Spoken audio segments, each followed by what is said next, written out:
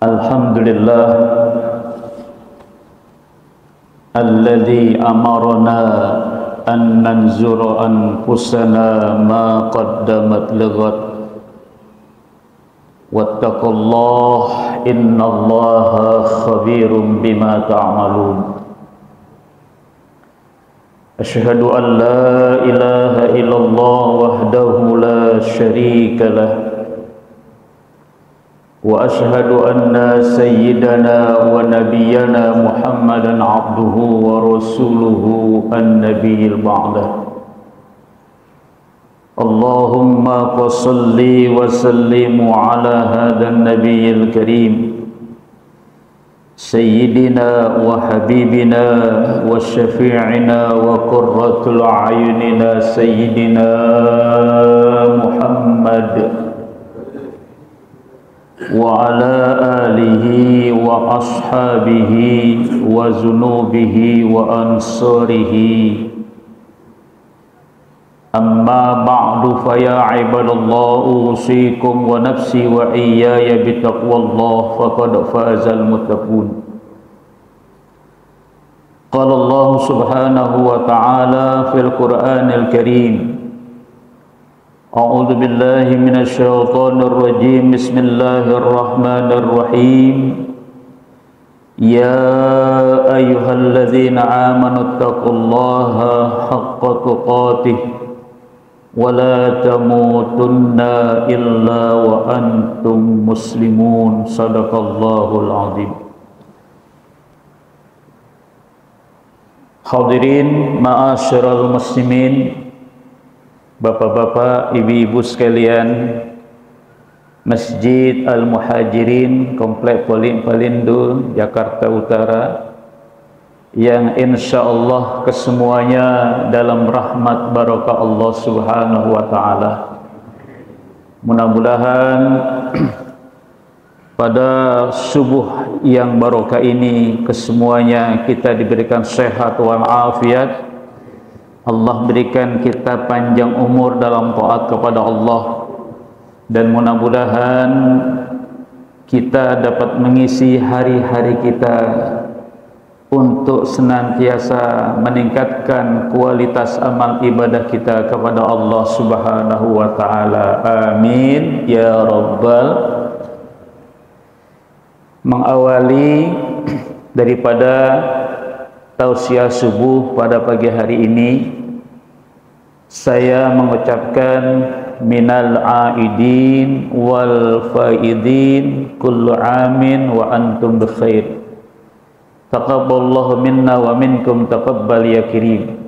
Semoga amal ibadah puasa Ramadan kita kemarin diterima oleh Allah subhanahu wa ta'ala. Mudah-mudahan akan lebih memberikan pendidikan kita di dalam kita melaksanakan kebaktian kita kepada Allah subhanahu wa ta'ala. Amin ya rabbal. Bagaimana kabar Bapak, Ibu, Saudara semuanya sehat? Alhamdulillah. Kedua, saya mohon maaf, 1000 kali maaf kepada Ketua DKM Masjid Al-Muhajirin. Kemarin iktikaf terakhir saya tidak bisa hadir karena sesuatu hal kondisi saya tidak memungkinkan saya harus jalan. Mohon maaf 1000 kali maaf. Insya Allah dengan izin Allah saya diberikan sehat kembali, bisa berjumpa kembali pada pagi hari yang mulia ini, insya Allah. Hadirin Bapak, Ibu, Saudara, segenap jamaah Masjid Al-Muhajirin, kita masih berada dalam fase bulan Syawal, bulan peningkatan kualitas amal ibadah kita, bulan mempertahankan nilai-nilai amal Ramadan kita yang telah kita lakukan kemarin. Berhasilkah ibadah kita yang kita lakukan? itu kesemuanya tergantung oleh kita. Hanya ada pandangan seorang ulama, Al-Imam Al-Ghazali dalam kitab Ihya Ulumuddin, daripada tanda-tanda keberhasilan orang-orang yang melaksanakan ibadah, pertama, ikhlasnya semakin meningkat, ibadahnya semakin kuat, masjidnya makmurnya, ramainya tidak di bulan Ramadan saja. Bukan berarti Ramadan meninggalkan kita, kembali masjid kita sepi. Tidak ada lagi yang tadarus Al-Quran, tidak ada lagi yang melakukan qiyamul lail i'tikaf, tidak ada lagi adanya muzakarah ilmu. Ini rugi kita, Pak. Tapi keberhasilan ibadah kita Ramadan itu yang telah dididik oleh Allah selama 1 bulan, ya, kita bisa melihat saat sekarang ini. Alhamdulillah, jamaah masjid subuhnya makin ramai. Alhamdulillah. Salat 5 waktunya makin penuh jamaahnya. Alhamdulillah. Yang zikir di dalam masjid makin ramai. Alhamdulillah. Yang baca Al-Quran, tadarus Al-Quran semakin banyak. Alhamdulillah. Ini merupakan tanda-tanda ruh kita ini hidup. Frekuensi ibadah kita semakin naik. Kenapa? Karena kita telah dibina, dididik oleh Allah selama 1 bulan penuh kemarin. Dengan cara ikhlas di dalam kita melaksanakan ibadah kepada Allah, secara semaksimal mungkin kita lakukan ibadah kepada Allah. Pagi, siang, malam kita selalu beraudiensi kepada Allah, selalu bertemu kepada Allah, hanya untuk semata-mata mencari ridho daripada Allah Subhanahu wa ta'ala. Ini yang harus kita pertahankan. Jangan sampai Ramadan pergi, ruhiyah ibadah kita pergi semuanya, ya. Jangan sampai. Mudah-mudahan Al-Muhajirin tidak seperti itu, jamaahnya semakin barokah. Amin, amin ya Rabbal. Semakin banyak yang megang tasbih, semakin banyak yang memegang Al-Quran. Kenapa? Ini merupakan satu upaya usaha pendekatan diri kita kepada Allah Subhanahu wa ta'ala. Berupayalah kita mengenalkan diri kepada Allah, Pak. Di mana saja, kapan saja, berupayalah kita selalu mendekatkan diri, berkenalan diri kita kepada Allah. Upaya di dalam kita mengenalkan diri kepada Allah yaitu dengan kita melakukan kebaktian, amal ibadah, terutama ibadah mahdolah, sholat 5 waktu. Ini harus kita pelihara, Pak. Karena sholat ini merupakan satu hal perkara yang paling sangat utama, nanti akan dihisab oleh Allah di hari kiamat. Sholat ini merupakan satu hal perkara yang akan membuat kita menjadi ringan di hari kiamat. Dan sholat ini pula lah yang akan memberatkan kita ketika kita dihisab oleh Allah, Pak. Insya Allah kalau sholat kita baik, seluruh daripada amalan kita insya Allah menjadi baik. Dan insya Allah bila sholat kita baik, sholat itu akan memberikan dampak yang positif dalam kehidupan kita. Di antaranya insya Allah kita akan menjadi orang yang ikhlas. Itu Pak. Karena pengabdian seorang hamba ketika melakukan sholat, ini pengakuan ikrar sejati seorang hamba kepada Sang Khalik. Inna sholati wa nusuki wa mahyaya wa mamati lillahi rabbil. Ini ikrar Pak, ikrar dari seorang hamba manusia. Sesungguhnya sholatku, seluruh daripada pengorbananku,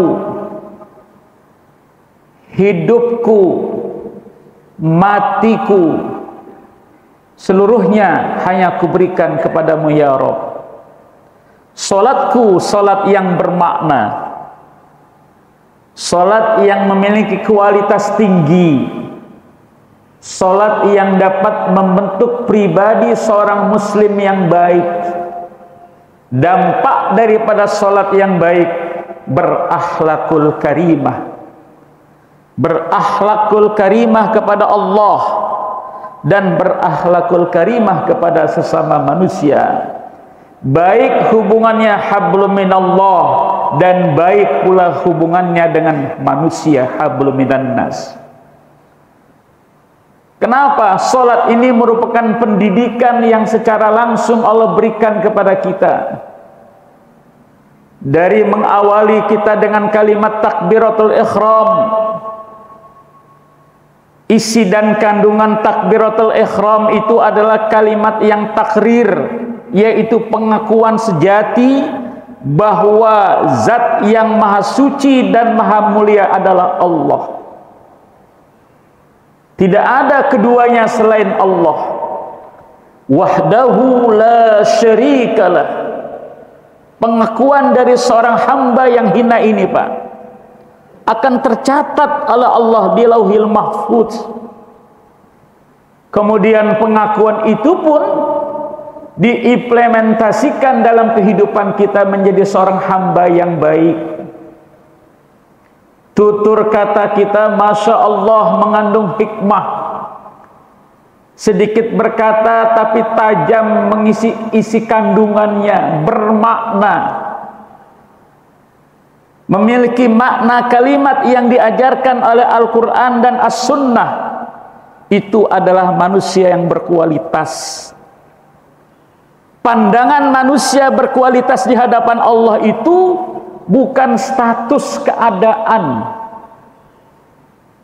bukan pangkat, bukan kedudukan, bukan jabatan, bukan tahta, bukan keadaan, bukan semuanya. Semuanya akan sirna di hadapan kita.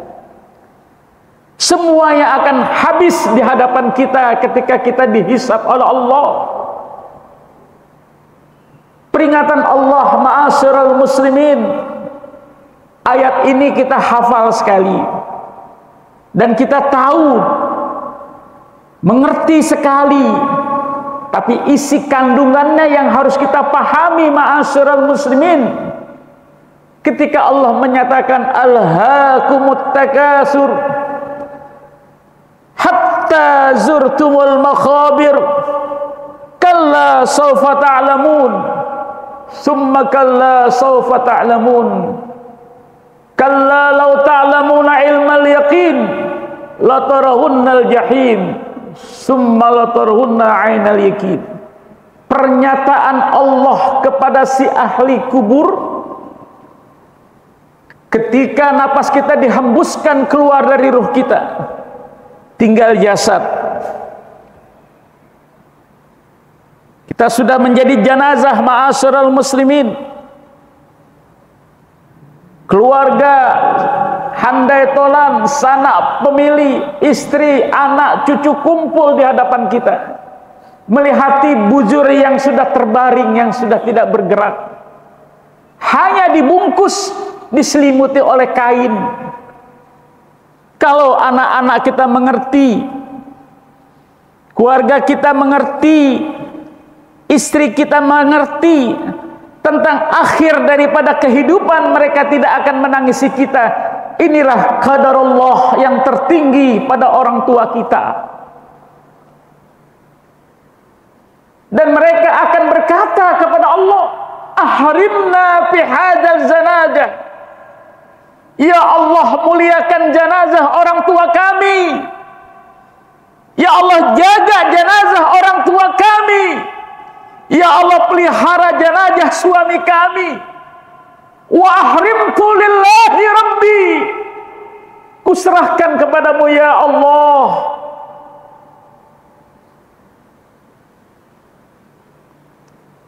Kita hanya bisa melihat. Syukran. Kita hanya bisa melihat, tapi tidak bisa berkata, tapi tidak bisa bertanya. Kenapa wahai anakku engkau menangis? Kenapa cucuku engkau menangis? Kenapa istri-istriku engkau menangis?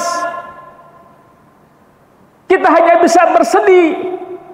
Inni a'laitu bihadhil mayyit. Mereka akan mengetahui siapa saja yang datang.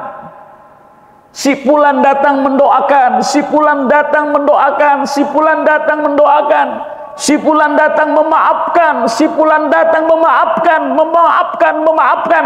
Mungkin bersih seluruh daripada dosa kita yang berhubungan dengan manusia. Tapi satu jalan lagi yang belum kita ketahui, dosa kita kepada Allah Subhanahu wa ta'ala. Ini ma'asyiral muslimin, muhasabah Syawal ini saya tidak akan bicara masalah pilpres, sudah lewat buat saya. Kita doakan saja yang terpilih menjadi orang yang baik, orang yang bisa menjaga amanah, dan orang yang sayang cinta kepada rakyat dan menjaga amanat rakyat. Insya itu aja Pak. Kita ngomongin udah mubazir, sayang, udah buang-buang ayat, buang-buang hadis.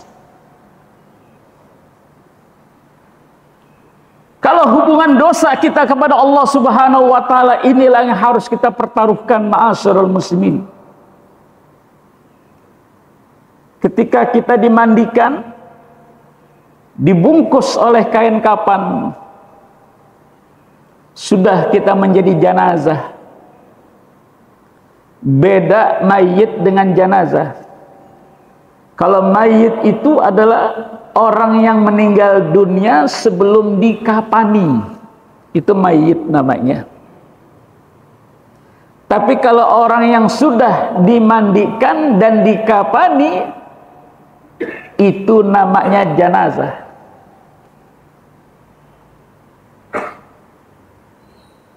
Dari sanad Al-Imam Ibnu Mas'ud radhiyallahu an, baginda Nabi besar kita Muhammad sallallahu alaihi wa alihi wasallam bersabda, inni yaqulu hadhihi zanajah fa asrartu nadaratun min ahwa'il ahwa. Maka sesungguhnya tatkala jenazah itu sudah selesai dikafani, sudah selesai disolatkan, sudah siap akan dibawa masuk ke lubang lahat, jenazah ini berkata kepada keluarganya, kepada saudaranya, inni ra'aihu, wahai saudaraku, percepat, aku ingin masuk ke dalam kuburku, tempat peristirahatanku. Percepat wahai saudaraku. Itu bagi seorang muslim yang melaksanakan ibadah dengan baik. Tapi bagaimana bagi kelompok yang pertama itu, ma'asyiral muslimin?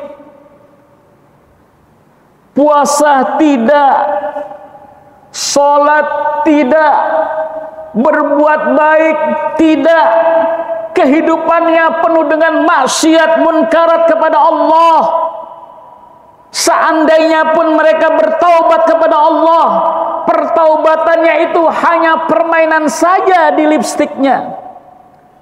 Walladzina idza fa'alu fahishatan aw zalamu anfusahum dzakarallah fastaghfaru lidzunubihim wa lam yusirru ala ma fa'alu wa hum la ya'lamun. Dan adalah mereka orang-orang yang melakukan perbuatan fahisyah, perbuatan dosa. Al-zalamu, perbuatan dosa pada Allah dan perbuatan dosa pada dirinya. Dzakarallah, ingat segera kepada Allah. Jangan memperlambat taubat kepada Allah. Jangan memperlambat ibadah kepada Allah.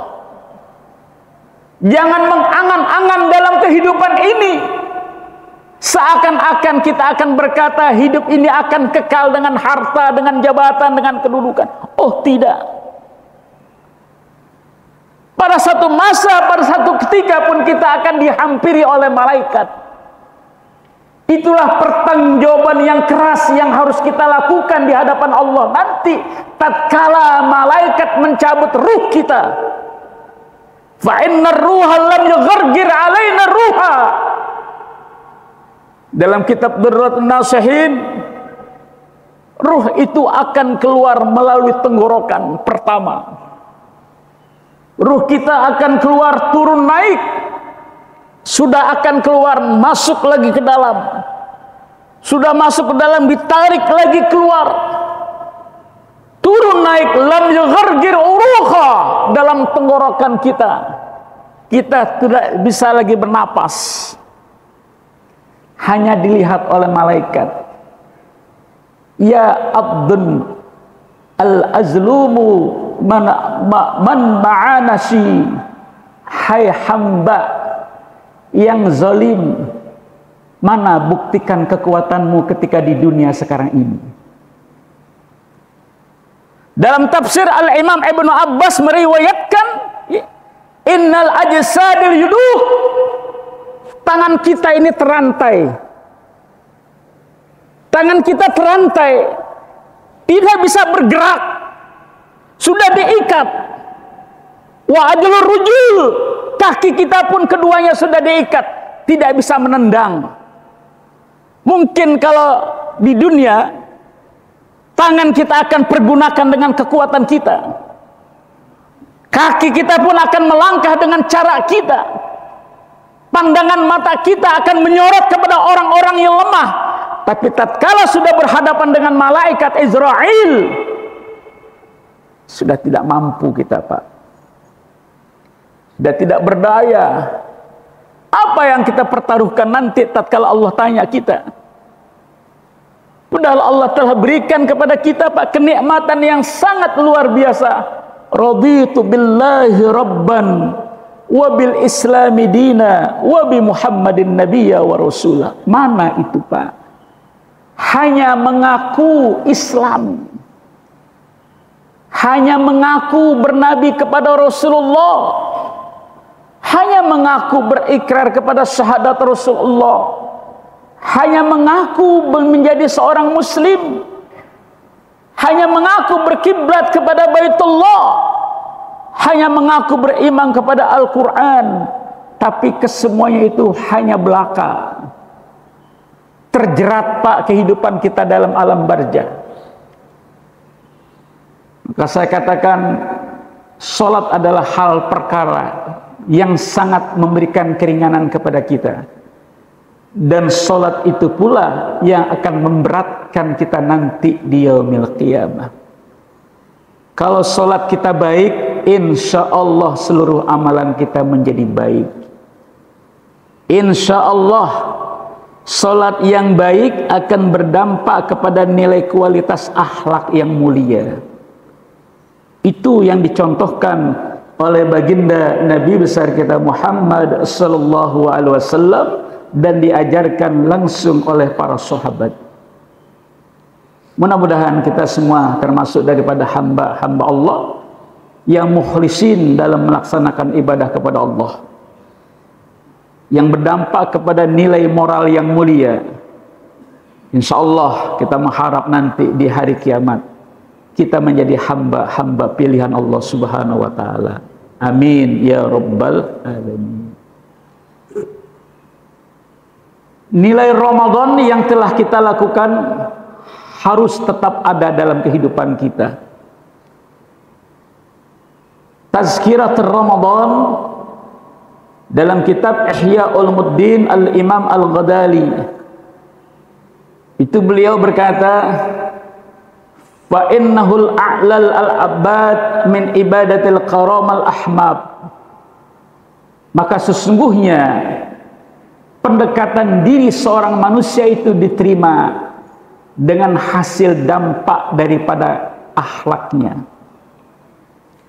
Akhlak itu adalah nilai tertinggi dalam kehidupan. Betapapun ilmunya tinggi, tanpa berakhlak hancur binasa. Akhlak itu dalam kitab Ihya Ulumuddin dibagi kepada 3 bab bagian. Pertama, akhlaqul thalathatul ahbabi min hukumul insan. Akhlak manusia itu dibagi dalam 3 hal perkara. Al-akhlaqul babu minallah. Akhlak berakhlaknya kita kepada Allah. Bagaimana seorang hamba bisa dinyatakan berakhlak kepada Allah? Dan caranya bagaimana untuk kita berakhlak kepada Allah? Seorang hamba manusia dinyatakan berakhlak kepada Allah, dikatakan dalam sebuah kitab Ihya Ulumuddin, innal awwalul abidul a'bab, melaksanakan ibadah dengan baik dan tepat. Jadi ibadah ini Pak yang kita lakukan harus berdampak kepada nilai yang positif, harus berdampak kepada nilai akhlak yang mulia, kepada moral yang mulia, kepada tindak tanduk yang mulia, tutur kata yang mulia. Karena semua dari niat dalam solat sampai akhir solat, dari bacaan solat awal sampai akhir bacaan solat, termasuk daripada gerakan-gerakan yang kita lakukan, itu mencerminkan nilai-nilai seorang hamba yang melakukan ketaatan dan ketundukan kepada Allah Subhanahu wa Ta'ala. Kenapa harus kita bertakbir? Kenapa kita harus ruku? Kenapa kita harus sujud? Kenapa kita harus tutup sholat kita dengan mengucapkan Assalamualaikum warahmatullahi wabarakatuh, Assalamualaikum warahmatullahi wabarakatuh? Mungkinkah ada sholat saudara kita yang dilakukan oleh mereka? Ada, dengan cara berbeda. Waktu zuhur sudah ingat saja zuhur. Waktu asar tiba sudah ingat aja asar sudah tiba. Waktu maghrib tiba, waktu isya tiba, waktu subuh tiba, sudah ingat aja. Allah juga maha tahu. Ada yang seperti itu. Ada yang mempermudah amalan-amalan ibadah yang telah dipardukan Allah dengan caranya sendiri. Yang penting la yukallifullahu nafsan illa wus'aha. Dasar ayatnya tepat. Firman Allah, Allah tidak akan pernah memberatkan, membebankan satu perkara kepada umat manusia yang tidak mampu. La yukallifullahu wus'aha, laha ma kasabat wa 'alaiha maktasabat. Benar itu ayat. Tapi bukan dipergunakan pada muraddid yang seperti ini. Sibuk meninggalkan sholat, sakit meninggalkan sholat, uzur meninggalkan sholat, musafir meninggalkan sholat. Itu ada batasan-batasan yang diatur dalam ilmu fikih. Sejauh mana kita boleh bisa melakukan musafir, itu ada batasannya. Sejauh mana kita bisa meninggalkan sholat dalam kondisi sakit, itu pun ada aturannya. Jangan sedikit-sedikit sakit tinggalkan sholat. Jangan sedikit-sedikit pusing migrain tinggalkan sholat. Oh, tidak seperti itu. Sedikit-sedikit sibuk sedang meeting tinggalkan sholat. Lagi repot tanggung, sudah bikin aja jamak qashar sholat. Ini mudah sekali. Mudah sekali. Dan ini sudah dinyatakan hal perkara yang tidak benar. Dalam kitab Ahkamul Ahkam, disetujui oleh Majelis Ulama Indonesia, jangan umat Islam itu diperbodoh dengan cara-caranya sendiri. Meskipun ada orang-orang yang berkeinginan seperti itu, biarkan saja. Yang penting kita memiliki faqih, kepahaman ilmu berdasarkan ulama. Untuk kita melakukan hal seperti itu, ma'asyiral muslimin ibadallah, berdasarkan dasar daripada istima dan fatwa ulama. Sedikit meeting dari jam 3 sampai jam 5 sudah nanti bikin jamak qashar akhir. Waktunya ada di Jakarta, masjidnya ada di dalam kantor.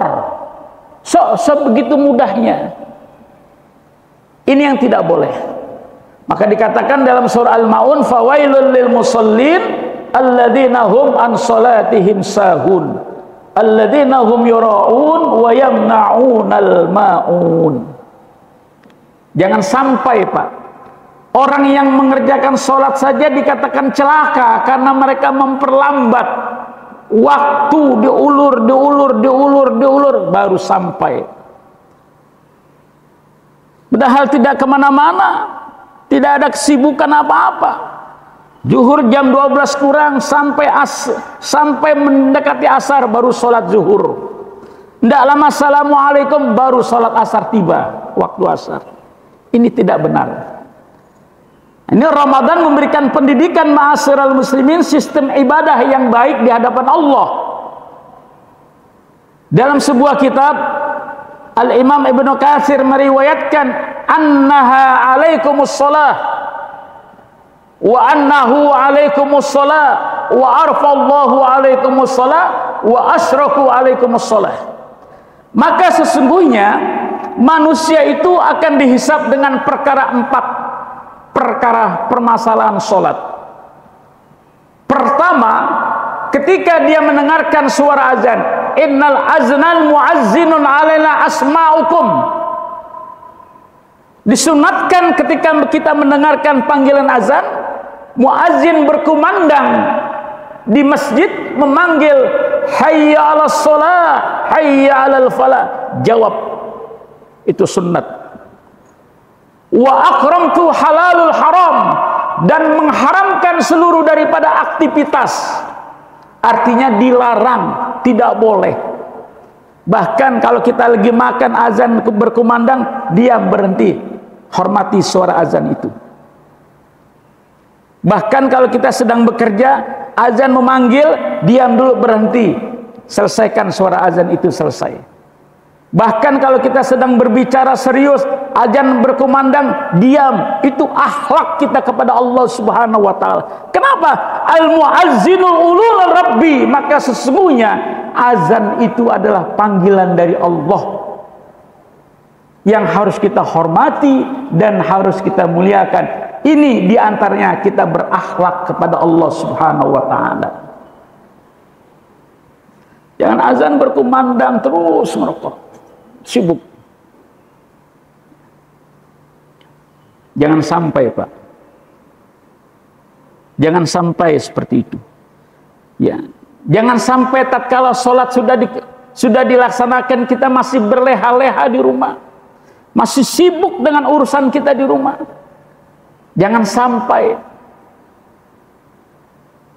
Jangan sampai. Karena ada kalimat al-astradul istijrat. Nanti pada satu ketika istijrat itu datang kepada kita, Pak, ya. Padahal kita masih dalam kondisi sehat walafiat, karena semulanya kita melalaikan sholat, istijrat Allah datang. Ya sudah, nggak ada rasa takut kepada Allah, santai aja. Nanti kalau umur saya sudah masuk usia, baru saya masuk ke dalam masjid. Nanti sebelum nanti sampai umur kita sampai meninggal dunia, inna lillahi wa inna ilaihi raji'un. Jangan sampai.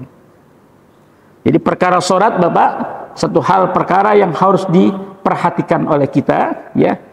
Karena sholat pembinaannya di dalamnya itu adalah menjalin ukhuwah Islamiyah kita. Maka tatkala Rasulullah SAW melaksanakan berangkat ke perang Badar, ada satu kalimat yang disampaikan oleh beliau, inni ananal muslim biaqimis sholah. Kita akan menjadi seorang muslim yang kuat bila sholat kita sudah seperti ini. Sudah seperti ini dalam barisan yang kuat. Itu Pak. Maka ada satu ibarah hadis yang menyatakan al-jal'atul jum'atul akbaru minal muslimin, bahwa sesungguhnya Jumat itu adalah hari raya daripada orang-orang muslim.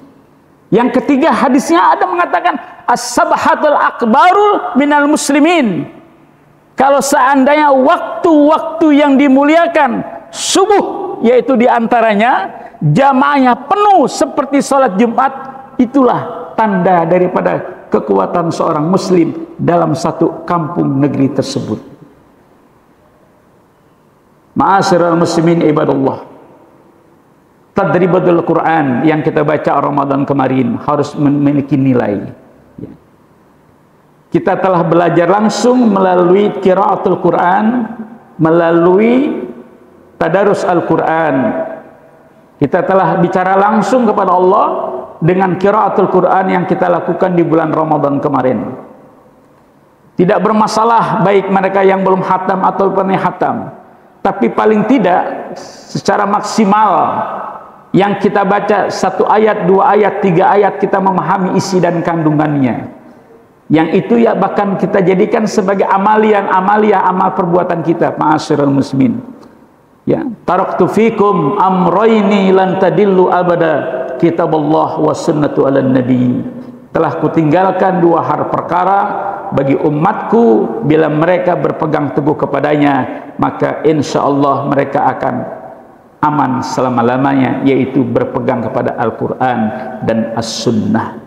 Berpegang kepada Al-Quran dan As-Sunnah dipahami dengan arti bahasa menghidupkan nilai-nilai isi kandungan Al-Quran dan As-Sunnah di dalam kehidupan kita, dari hal perkara yang terkecil sampai yang terbesar, karena Al-Quran merupakan rujukan kita selaku seorang muslim dalam kehidupan kita ini. Yang ketiga, ma'asyiral muslimin, dampak ikhlas daripada amalan ibadah yang kita Ramadan itu adalah diantaranya menjadikan kita adalah orang-orang yang yakin penuh istiqomah kepada Allah. Ini Pak, istiqomah kepada Allah. Karena kalimat istiqomah itu berasal dari kata-kata qama yaqumu istiqamatan, qama tegak, memiliki prinsip, memiliki nilai. Ya, memiliki prinsip, memiliki nilai. Apa yang dilekatkan harus bernilai. Salat kita harus bernilai. Amalan-amalan kita harus bernilai. Nilai yang diharapkan adalah nilai yang positif. Kalau seandainya seluruh daripada amalan kaum muslimin yang kita lakukan ini akan memberikan nilai positif dan kita dapat amalkan pada kehidupan kita, insya Allah Pak, kita ini hidup dalam aman, dalam bahagia, ya. Tidak ada cerita kesulitan, penderitaan, sakwa sangka, perbuatan-perbuatan yang hina, tidak ada. Karena diri kita sudah disucikan, sudah dibersihkan oleh Allah Subhanahu wa taala dari penyakit-penyakit ruh itu.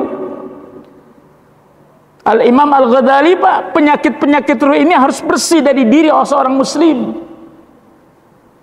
Penyakit ruh ini akan menghambat daripada amalan-amalan kita. Penyakit ruh ini akan terus menjerumuskan kita pada perbuatan yang jelek. Apa itu yang disebut dengan penyakit ruh? Penyakit syirik kita Pak. penyakit munafik kita, penyakit ghibah kita, penyakit namimah kita, penyakit selalu bersumpah palsu kita kepada Allah, penyakit bersumpah palsu kita kepada sesama manusia. Ini penyakit-penyakit yang sangat berbahaya. Bila penyakit ini terus dipertahankan dalam diri seorang muslim, maka secara otomatis akan melunturkan nilai keimanan mereka semuanya. Al-a'dal wal ahdal bainal haqma wal nas, ya, keadilan di antara manusia harus tegak dengan hukum yang benar.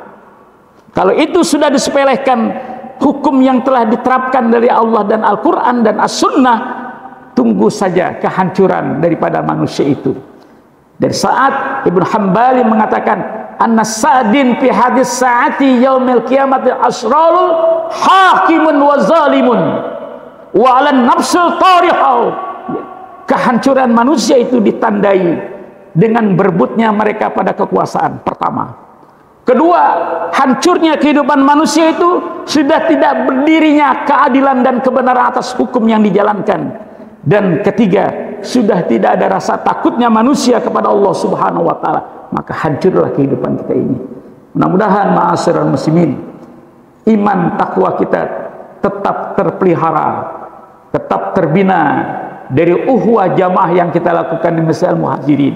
Insyaallah Allah jadikan kita sebagai orang-orang yakin kepada Allah Subhanahu wa taala. Kita kembalikan semuanya qadarullah ada dalam kehidupan kita. Semoga Allah Subhanahu wa taala memberikan manfaat hidup ini untuk lebih mendekatkan diri kepada Allah Subhanahu wa taala. Maka sesungguhnya orang-orang yang benar itu adalah orang-orang yang dapat menempatkan kebenaran dalam kesabaran. Ketika mereka bersabar, mereka berdoa kepada Allah Subhanahu wa taala. Semoga Allah Subhanahu wa taala menerima amalan ibadah subuh kita dan menjadikan kita orang-orang yang bersabar. Lebih kurangnya saya mohon membukakan pintu maaf. Hadanallahu wa iyyakum ajma'in. Assalamualaikum warahmatullahi wabarakatuh. Tanggapan Menteri Agama bahwa budaya di atas segala-galanya. Nah, itu meskipun saya PNS Departemen Agama, ya Pak, SK saya sebagai dosen di UIN Syarif Hidayatullah, sangat menyakitkan hati kita kaum muslimin. Itu Pak, pernyataan beliau itu Allahu a'lam bishawab, Allah yang lebih maha mengetahui ada indikasi apa. Tapi menurut hukum fikih dari usulul fikih, ini Pak saya bicara hukum fikihnya Pak ya, jadi saya bicara hukum umumnya saja. Kalau berbicara dari hukum usulul fikih, orang-orang yang bisa mendahului kedudukannya lebih tinggi daripada agama, utasyrik alainal musyrikin wal kafirin, dia itu orang kafir, orang musyrik. Ya karena kontroversinya terlalu banyak Pak. Di pondok pesantren aja kita ini bingung. Ya kalau mereka masuk ke pondok-pondok pesantren, ya kemarin di Gontor sudah membuat kontroversi baru, bingung kita ngikutinnya. Ya, tapi kita punya akidah Pak. Akidah inilah yang tidak bisa dijual belikan. Ya, sampai akhir wafat kehidupan kita, akidah Ahlus Sunnah wal Jamaah itu yang harus kita pertahankan. Tidak ada kebenaran, tidak ada keagungan, kemuliaan selain dari qadar Allah. Titik. Selain daripada itu, manusia hanya ciptaan akal-akalan atau nafsunya saja. Mudah-mudahan itu Bapak memahaminya. Ya Bapak, ya. Biar aja. Kemudian kedua, tanggapan Majelis Ulama tentang itu. Karena saya ada di Komisi Dakwah, kita Pak Majelis Ulama Pusat, ya Pak, dari sebelum awal Ramadan sampai menjelang Idul Fitri kemarin, ya, ini maaf, sampai ke Pilpres, sudah menyuarakan, ya, sudah menyuarakan dengan keras bahwa agama Islam yang bermayoritaskan terbesar di dunia, bukan saja di Indonesia, di dunia. Indonesia terbesar di dunia ini Pak, ya, agama Islamnya tidak bisa ditoleran, ditawar-tawar oleh hukum-hukum yang lain. Tetap satu kali ketok, Majelis Ulama mengharamkan bila ada seseorang yang membuat keputusan di luar daripada keputusan Al-Quran dan As-Sunnah, selain daripada rumusan Ijtima'ul Ulama. Nah, Ijtima'ul Ulama inilah yang tidak pernah didengar oleh Menteri Agama kita, ya, seakan-akan ulama yang kemarin kami mengikuti itu Pak, dari 1.300 ulama se-Indonesia berkumpul di Masjid Az-Zikra membuat garis fatwa kebenaran dalam Islam, itu mereka tutup kuping semuanya. Jadi gimana? Akhirnya kita beristihad. Beristihad dengan apa? Dengan konsep kebenaran agama Allah, Al-Quran dan As-Sunnah.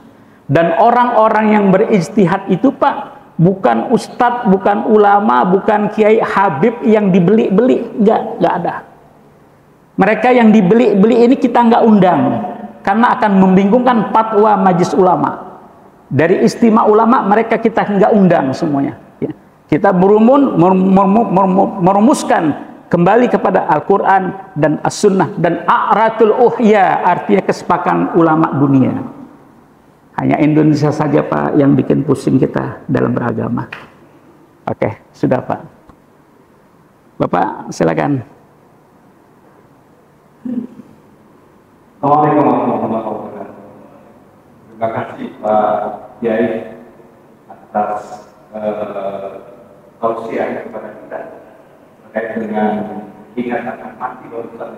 Saya juga takut ketika akan sampaikan seperti orang yang bagaimana Allah berkafir dengan seluruh tidak orang-orang yang tidak beribadah ada mungkin menangis.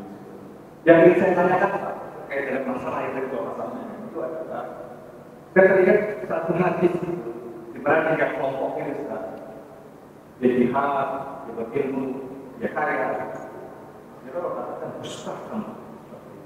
Nah, fenomena yang sekarang ini terjadi Bapak, saya kaitkan dengan langsung dengan kaitan dengan amat itu. Saya pernah belajar agama, hebat dia, kalau dia bagaimana untuk itu. Yang menjadi pertanyaan itu adalah nilai-nilai yang masuk dalam diri kita. Kok tidak betul gitu.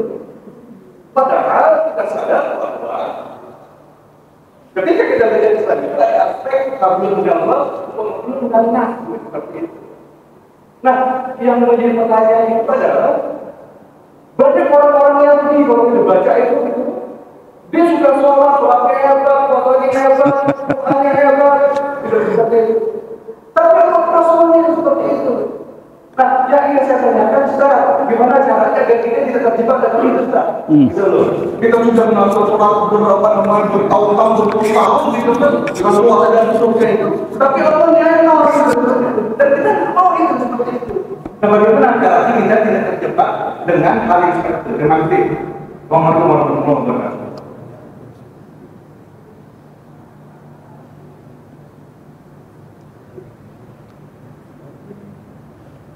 Jawabannya Pak, mengingat situasi kondisi sekarang begini ya Pak, kita semua paham dan mengerti lah. Dan saya bukan karena saya takut juga menjawabnya, bukan. Karena kita ini sudah, saya ini secara pribadi sudah dalam lingkaran merah Pak, di Polres Polda Metro Jaya. Ya, kemarin saja menjelang Idul Fitri, saya sudah ditegur oleh Propam Mabes Polri. Tidak boleh menyampaikan materi khutbah yang was.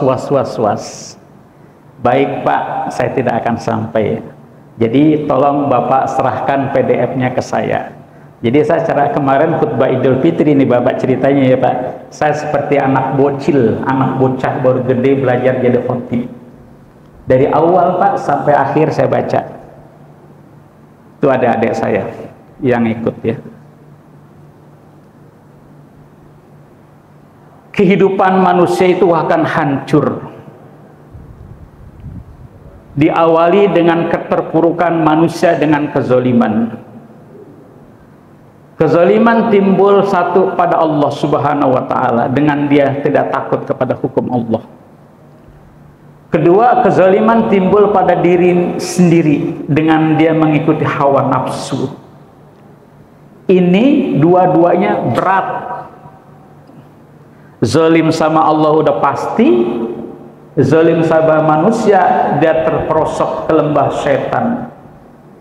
Sekarang bagaimana kita nih Pak, jangan sampai kita ikut-ikutan sama mereka. Pertama, jawabannya kuatkan akidah tauhid kita kepada Allah, makrifat kita kepada Allah. Hukum Allah itu ada dan tidak akan Allah lupa daripada seluruh perbuatan-perbuatan kita.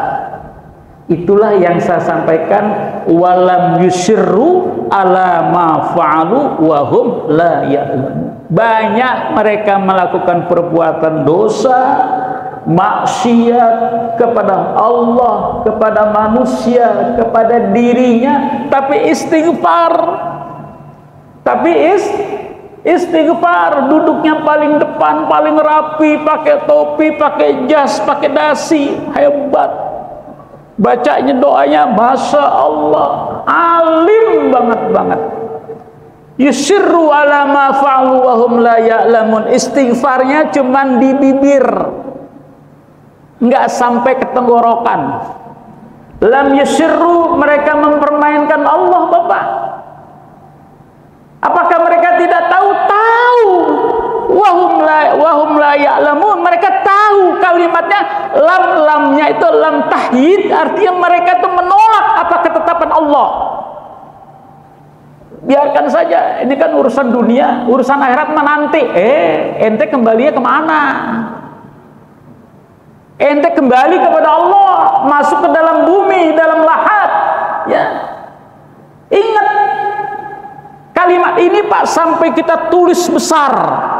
Kalau Bapak masuk ke kantor Majelis Ulama Pusat, ya Pak, itu kalimat di gedung pertama, kalimatnya Pak diganti dengan kalimat ya ayyatuhan nafsul mutmainnah irji'i ila rabbiki radiyatan mardiyah wadhuli fi ibadi wadhuli jannati. Ini kalimat harusnya adanya di keranda. Di keranda apa? Jenazah itu Pak. Apa tuh namanya? Kurung batang. Tapi kalimat itu tahzidul asbab, memberikan peringatan kepada kita seluruh daripada insan manusia. Hai manusia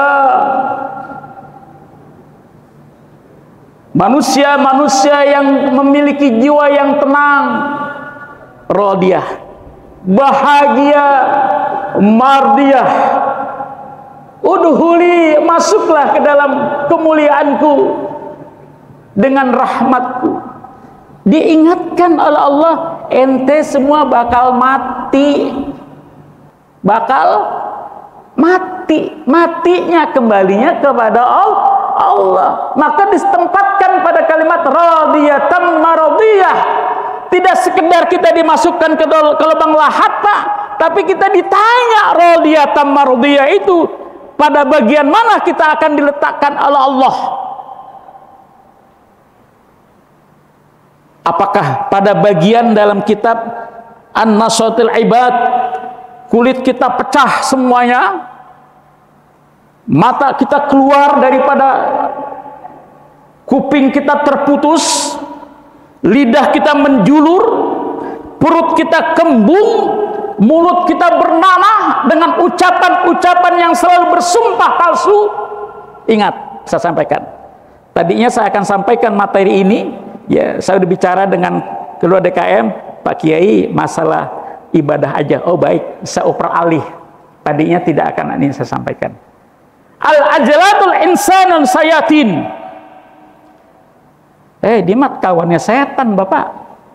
Kawannya setan, jangan diikutin. Yang penting sekarang mah perbanyak istighfar kita kepada Allah.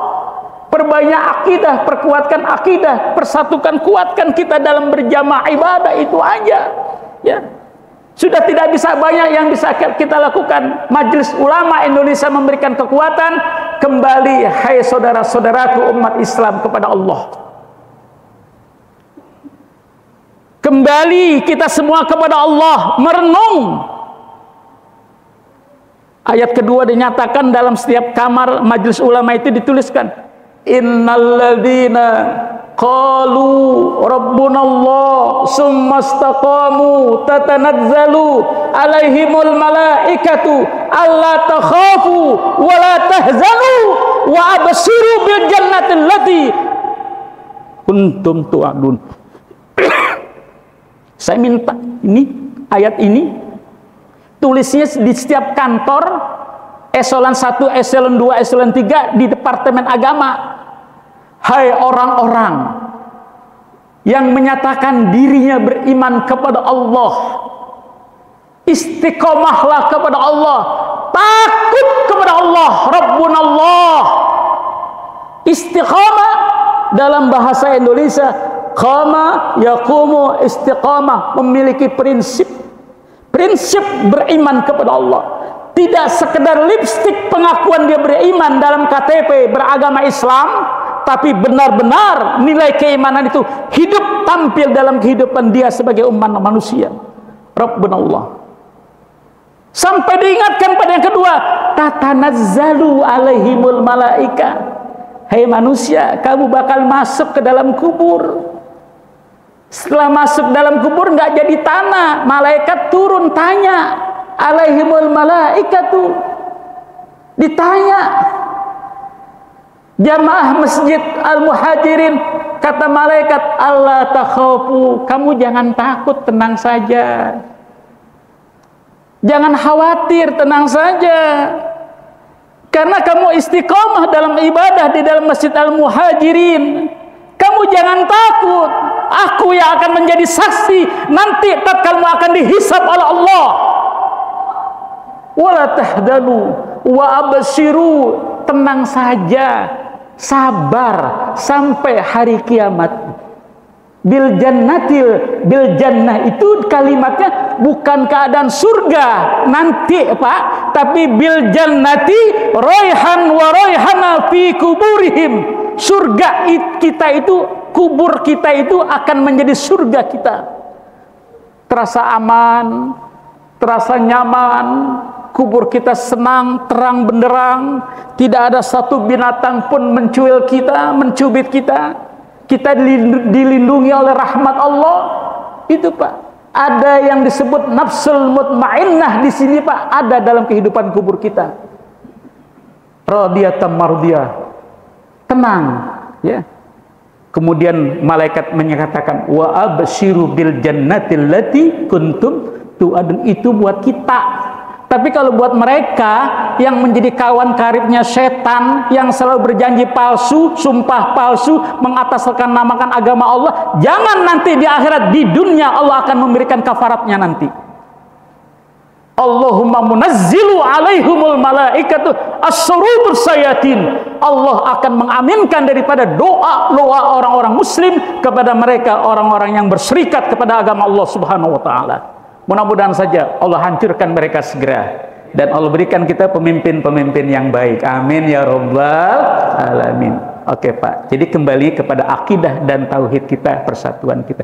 Biarkan saja yang sudah berlalu, doain lagi sama Allah. Mungkin di antara sekian banyak doa kaum muslimin di Al-Muhajirin ini, ada yang diterima oleh Allah Subhanahu wa taala. Amin ya rabbal alamin. Sudah cukup siang Pak, karena saya akan berangkat ke Bekasi lagi. Saya mohon maaf pakai tampilan yang baju seperti ini, minta maaf, bukan nggak menghormati, karena saya akan memberikan tausiah pernikahan di Bekasi di Pondok Pesantren At-Taqwa Bapak Kiai Haji Nur Ali, pendiri penegak pendekar Betawi di Jakarta. Mudah-mudahan pertemuan kita dirahmati dan diberkahi Allah Subhanahu wa taala. Ala hadhihi niyyah wa ala kunnitin shalihah. Al-Fatihah.